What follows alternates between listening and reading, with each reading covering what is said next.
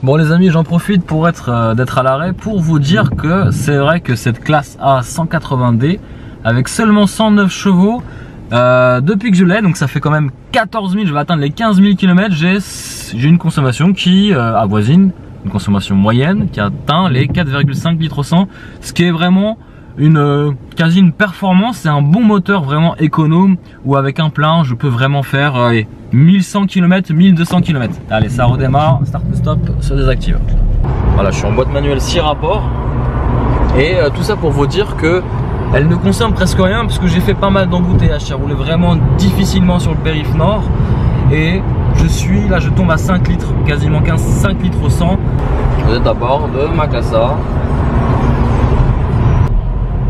Sur le chapitre consommation, je suis là à 4 litres 7 et j'ai fait 1h13 de parcours entre 4 litres 6, voilà, ça y est, on baisse, entre autoroute, bouchon parisien et route, donc voilà, vous êtes sur une consommation mixte de 4 litres 6 voire 4 litres 5.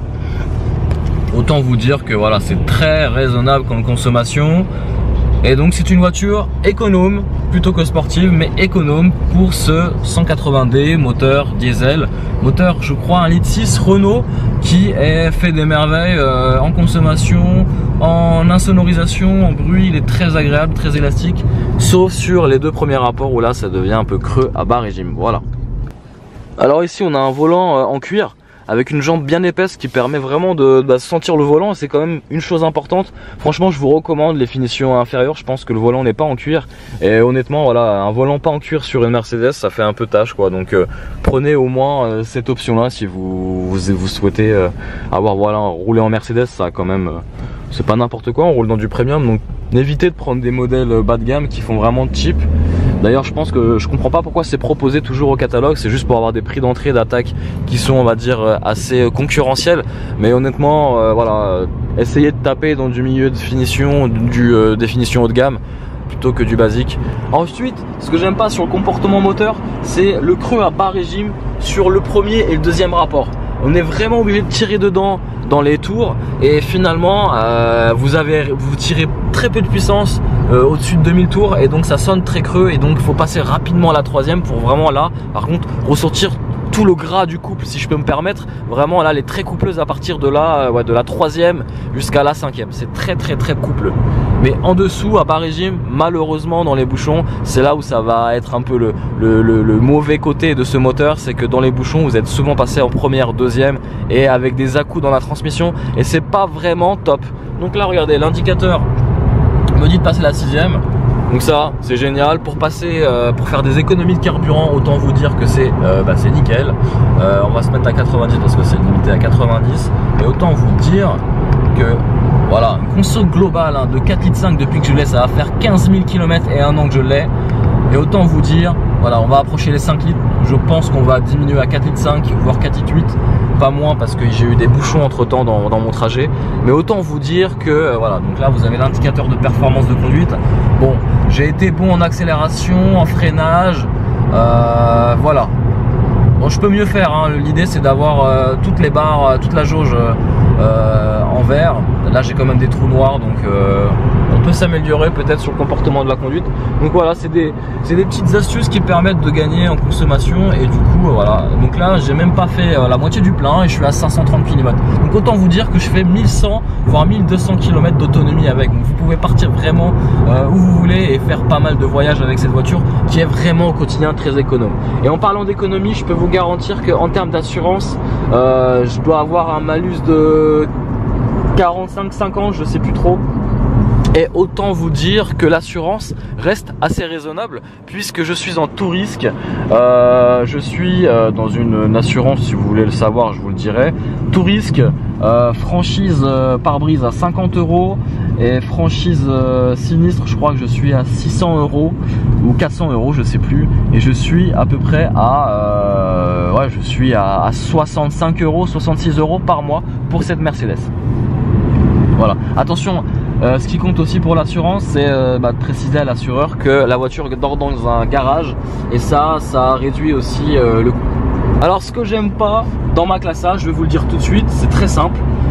Au niveau de l'intérieur, c'est ça, c'est ce bloc de boutons qui effectivement peut s'avérer pratique au quotidien puisque vous n'avez même pas à regarder où vous mettez les doigts, vous savez exactement sur quelle touche vous allez appuyer. Donc pour mettre la radio c'est très simple, c'est ici. Pour mettre votre Bluetooth c'est ici.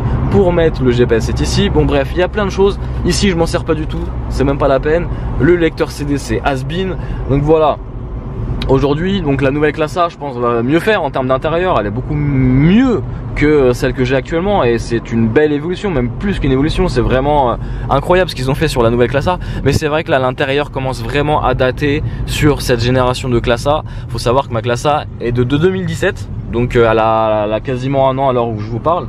Et donc c'est juste pour vous dire que bon voilà, ça date un peu à l'intérieur, même si voilà, ça reste une Mercedes, donc ça reste quand même élégant. Ce que j'aime pas aussi c'est ça, cet écran fixe.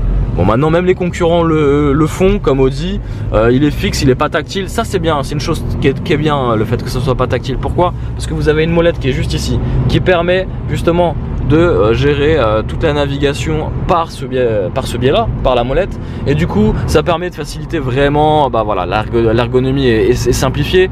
Et ça sert à rien du tactile parce que du coup, ça vous oblige déjà à avoir l'œil sur l'écran et non sur la route. Et en plus de ça, ça fait très crade, hein. Vraiment les traces de doigts sur les écrans comme le Range Velar, c'est très beau. Mais par contre, voilà, esthétiquement, quand vous rentrez dans une voiture, vous avez des traces de doigts gras sur l'écran. C'est pas vraiment ça, vraiment. Donc voilà, donc ça par contre l'intégration de l'écran je suis pas fan, c'est pas très beau, ils auraient pu mieux faire en termes d'intégration. J'ai crevé sur cette jante, donc jante arrière, et il faut compter à peu près 120 € hein, pour changer un pneu. Ça reste cher parce que c'est du 17 pouces, mais c'est pas la raison, c'est parce que c'est Continental qui a développé spécifiquement ce pneu pour cette Mercedes. Sur cette finition intermédiaire, hein, c'est pas le bas de gamme, c'est pas non plus le haut de gamme, mais c'est vrai que vous avez quand même des équipements de série qui peuvent permettre de vous sauver la vie clairement. Voilà, donc là je suis un peu trop près de la voiture qui est juste devant moi et voilà, j'ai une petite alerte, donc là elle s'en va. Mais pareil, j'ai le freinage d'urgence, l'assistance au freinage qui freine automatiquement à partir du moment où ça détecte un obstacle devant moi, une voiture qui freine trop fort et que je l'aurais pas vu, donc ça calcule instantanément les distances de sécurité et ça freine et ça vient prendre la main sur les pédales de frein. Et donc du coup c'est vraiment très sécuritaire parce qu'honnêtement ça m'a déjà sauvé, on va dire, la vie 2-3 fois quand même.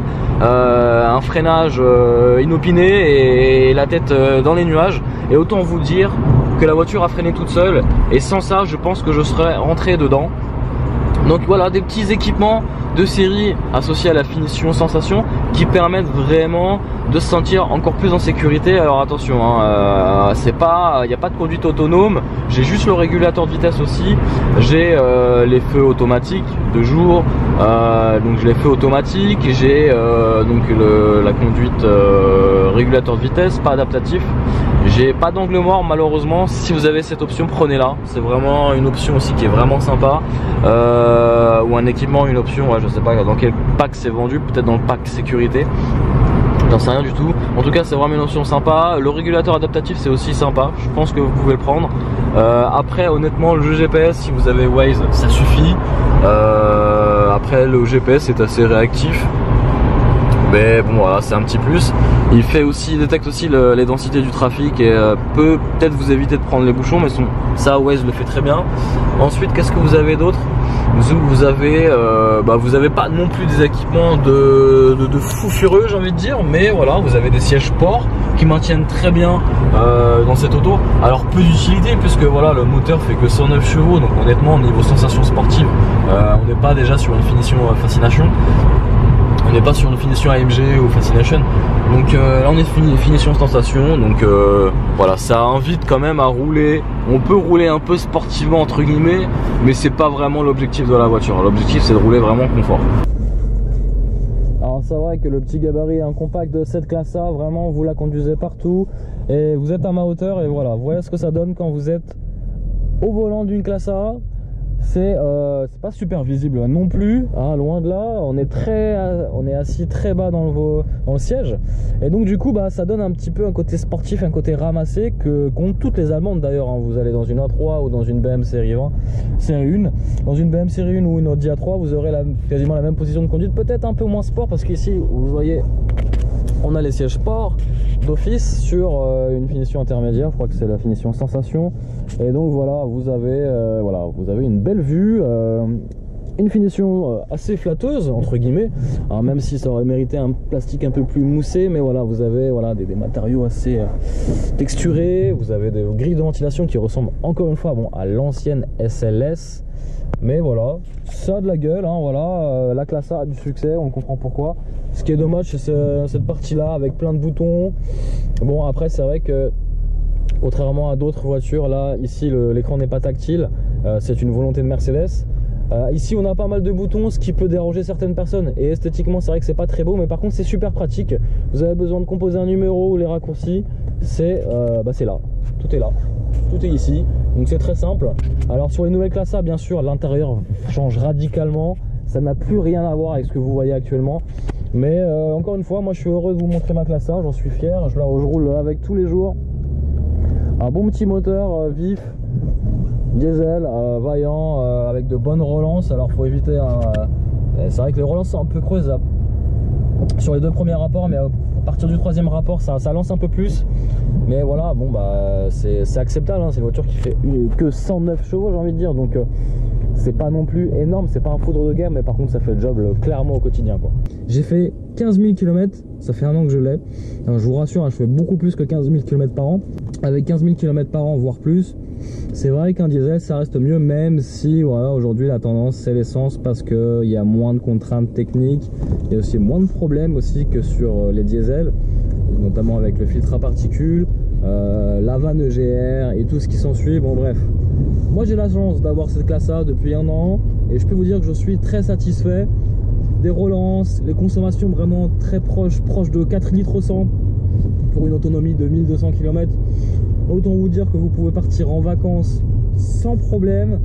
Et puis voilà, un confort certes assez ferme quand même, un confort certes ferme mais appréciable, et surtout voilà, on peut se faire plaisir quand même à son volant. Attention, c'est pas une AMG, c'est un diesel 180 chevaux. Ouais les amis, donc j'espère que le petit tour de ma voiture, malheureusement je vais m'en séparer, mais le petit tour de cette voiture, de cette petite classe 1, elle est très modeste en termes de finition et même de motorisation, mais elle fait le job au quotidien. Honnêtement, c'est une voiture avec laquelle je prends du plaisir et qui valorise aussi mon image, parce que rouler en Mercedes c'est pas n'importe quoi. Alors certes, il y a peut-être une image un peu jeune, un peu kéké peut-être, je sais pas, j'en sais rien. En tout cas, honnêtement, c'est une voiture qu'on voit beaucoup sur les routes et qui a beaucoup de qualité, malgré entre guillemets son âge, parce que maintenant il y a la nouvelle classe A qui est arrivée, et donc du coup là qui fait fort en termes de proposition d'habitacle, un intérieur vraiment assez très stylé, même technologique, qui change complètement de cette classe A. Mais honnêtement, cette génération, donc classe A 2017, qui voit à peu près en neuf autour des 30 000 euros, je pense. Aujourd'hui en occasion, elle doit valoir à peu près, je pense, 23 000 euros, 24 000 euros avec 15 000 km. Donc n'hésitez pas, hein, franchement c'est une bonne voiture, une bonne auto, qui est quand même peut-être un peu plus chère en occasion, je crois, que une Audi A3 ou une BM série 1. Donc c'est vrai qu'elle reste bien cotée et ça reste une bonne valeur à la revente si vous avez le choix, enfin si vous choisissez de la revendre d'ici 2-3 ans.